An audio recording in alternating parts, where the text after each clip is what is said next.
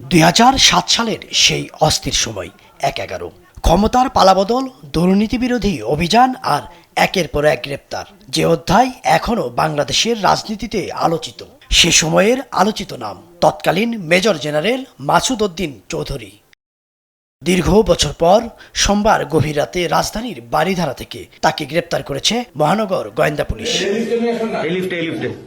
মঙ্গলবার দুপুরে মিন্টো রোডে ডিএমপির মিডিয়া সেন্টারে এক সংবাদ সম্মেলনে গোয়েন্দা প্রধান জানান, সাবেক সেনা কর্মকর্তার বিরুদ্ধে বৈষম্য বিরোধী আন্দোলনে ছাত্র হত্যা মামলা সহ 11টি মামলা রয়েছে। তবে গ্রেপ্তার দেখানো হয়েছে পল্টন থানায় করা মানব পাচার মামলায়।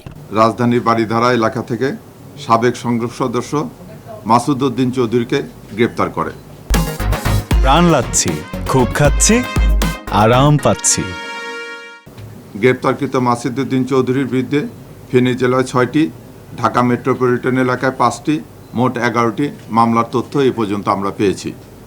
এর মধ্যে ফেনী জেলায় 3টি মামলা বিচারাধীন এবং সেই বিচারাধীন থাকা অবস্থায় উনি পলাতক থাকায় ওনার বিরুদ্ধে আদালত কর্তৃক গ্রেপ্তারি পরোয়ানা ইস্যু করা হয়েছে।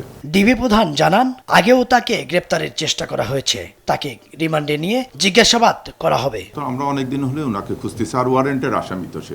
এর আগেও আমরা একাধিকবার ওনাকে গ্রেপ্তারের প্রচেষ্টা নিয়েছি, ওনাকে কিন্তু পাওয়া যায়নি। মাসুদ উদ্দিন চৌধুরী 1/11 পট পরিবর্তনে অন্যতম প্রধান ভূমিকায় ছিলেন। তখন গুরুতর অপরাধ দমন সংক্রান্ত জাতীয় সমন্বয় কমিটির সমন্বয়ক ছিলেন তিনি।